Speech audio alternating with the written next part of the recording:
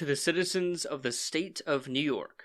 Remember, O my friends, the laws, the rights, the generous plan of power delivered down by our renowned forefathers, so dearly bought, the price of so much blood. Oh, let it never perish in your hands, but piously transmit it to your children.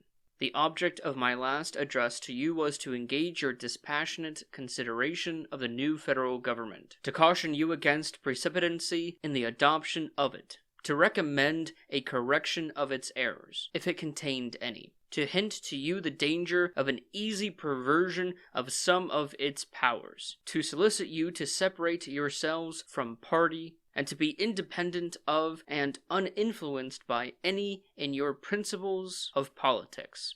And that address was closed with a promise of future observations on the same subject, which should be justified by reason and truth. Here I intended to have rested the introduction, but a writer under the signature of Caesar, in Mr. Child's paper of the 1st instant, who treats you with passion, insult, and threat, has anticipated those observations which would otherwise have remained in silence until a future period.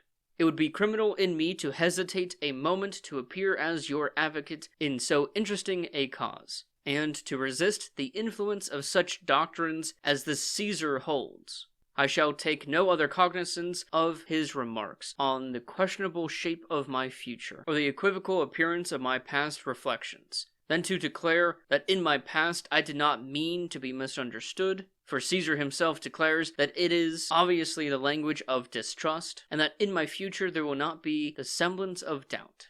But what is the language of Caesar? He ridicules your prerogative, power, and majesty. He talks of this preferred constitution as the tender mercy of a benevolent sovereign to deluded subjects, or, as his tyrant namesake, of his preferred grace to the virtuous Cato.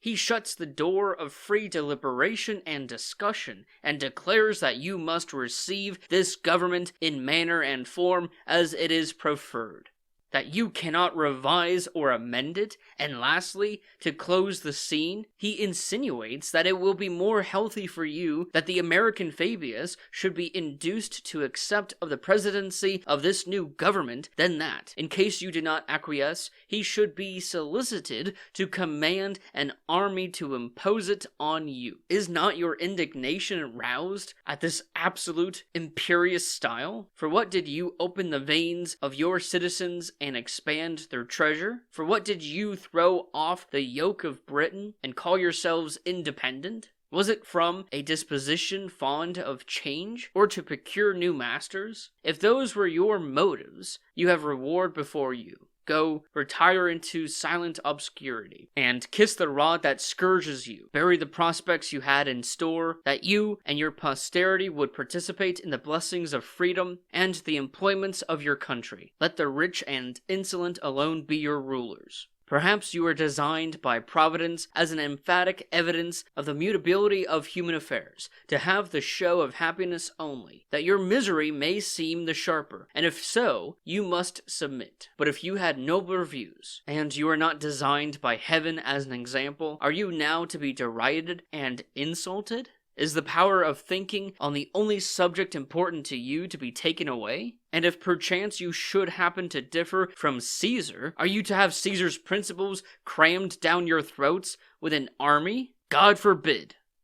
In democratic republics, the people collectively are considered as the sovereign. All legislative, judicial, and executive power is inherent in and derived from them. As a people, your power and authority have sanctioned and established the present government. Your executive, legislative, and judicial acknowledged it by their public acts. You are again solicited to sanction and establish the future one. Yet the Caesar mocks your dignity and laughs at the majesty of the people. Caesar, with his usual dogmatism, inquires if I had talents to throw light on the subject of legislation. Why did I not offer them when the convention was in session? He is answered in a moment. I thought with him and you that the wisdom of America in that convention was drawn as it were to a focus. I placed an unbounded confidence in some of the characters who were members of it. from services they had rendered their country, without adverting to the ambitious and interested views of others. I was willingly led to expect a model of perfection and security that would have astonished the world. Therefore, to have offered observation on the subject of legislation under these impressions would have discovered no less arrogance than Caesar. The convention, too, when in session, shut their doors to the observations of the community, and their members were under an obligation of secrecy. Nothing transpired.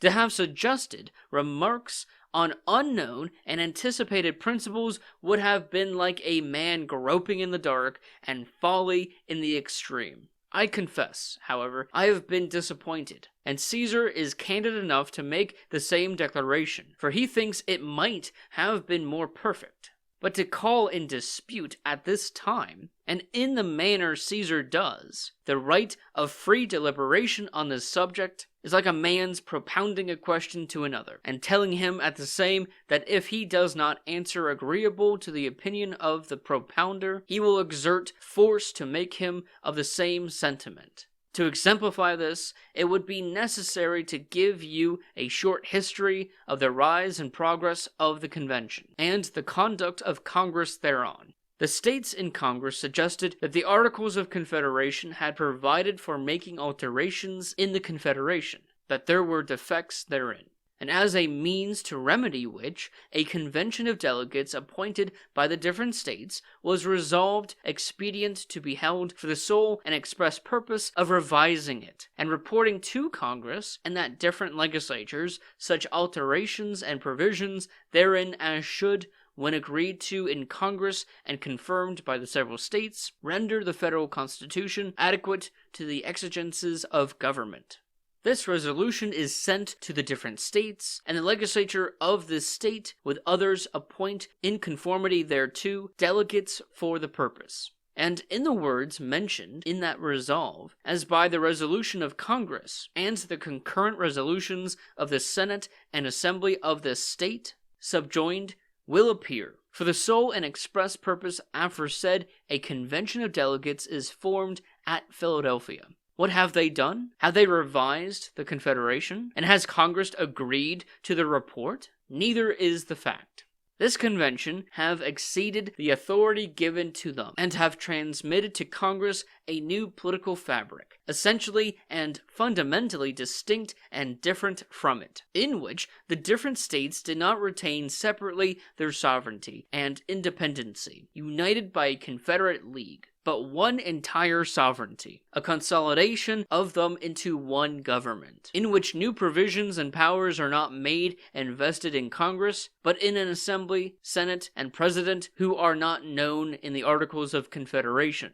Congress, without agreeing to or approving of this system preferred by the convention, have sent it to the different legislatures, not for their confirmation, but to submit it to the people, not in conformity to their own resolution, but in conformity to the resolution of the convention made and provided in that case. Was it, then, from the face of the foregoing facts, the intention of Congress, and of this and the other states, that the essence of our present national government should be annihilated, or that it should be retained and only have an increase of substantial necessary powers? Congress, sensible of this latter principle, and that the convention had taken on themselves a power which neither they nor the other states had a right to delegate to them, and that they could not agree to and approve of this consolidated system, nor the states confirm it, have been silent on its character. And though many have dwelt on their unanimity, it is no less than the unanimity of power that it originated in an assumption of power, which your voice alone can sanctify. This new government, therefore, founded in usurpation, is referred to your opinion as the origin of power not heretofore delegated, and, to this end, the exercise of the prerogative of free examination is essentially necessary. And yet you are unhesitatingly to acquiesce? And if you do not, the American Fabius, if we may believe Caesar, is to command an army to impose it? It is not my view to rouse your passions. I only wish to excite you to and assist you in a cool and deliberate discussion of the subject, to urge you to behave like sensible freemen, think, speak, act, and assert your opinions and rights. Let the same good sense govern you with respect to the adoption of a future system for the administration of your public affairs that influenced you in the formation of the present. Hereafter I do not intend to be diverted by Caesar or any other. My object is to take up this new form of national government, compare it with the experience and the opinions of the most sensible and approved political authors, and to show that its principles and the exercise of them will be dangerous to your liberty and happiness. Cato, October 11th, 1787.